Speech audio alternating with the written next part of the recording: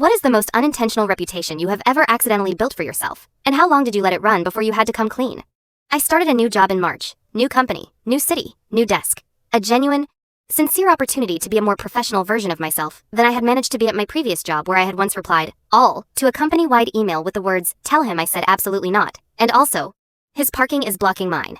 Fresh start, clean slate. I was going to be calm, measured, and completely unremarkable in the best possible way. But 3 days before I arrived, HR sent my new department an employee introduction email. My name, someone else's bio entirely.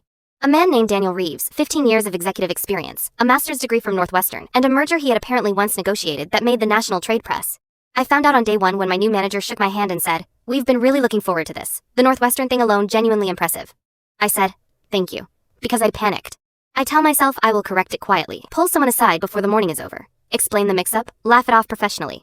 But before I can do that, the department head mentions me by name in the all-staff meeting as a strategic asset and a real get for the team. I sit in the back row and nod in what I hope reads as modest. It does not feel modest on the inside. Yeah, it gets worse. By lunchtime, someone has asked me for investment advice.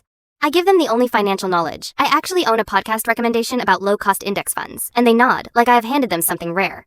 A colleague at a coffee station introduces me to someone as the person in our office who really understands the market. I shake the new person's hand and say, "It's a lot. You find a rhythm," because I am in too deep to find the exit, and too panicked to locate the door.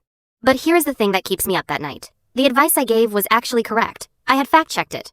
Therefore, I am now a fraud who is accidentally right, which is somehow worse than being a fraud who is wrong. The landing comes 6 weeks later, when the company announces a financial wellness seminar, and my manager nominates me to lead a segment. I go to her office. I sit down, and I tell her everything: the email, the wrong bio, Daniel Reeves and his Northwestern degree, all of it from the beginning. She listens without interrupting. Then she looks at me for a long moment and says, "Was the advice you gave actually good?" "Yes," I say. "I fact-checked everything before I said it."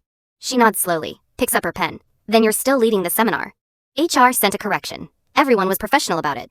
But for months afterward, whenever I said something confident in a meeting, at least one person would catch my eye and give me the very slightest nod, like they still weren't entirely sure. I have never fully corrected that impression. I have, however, read a lot more podcasts.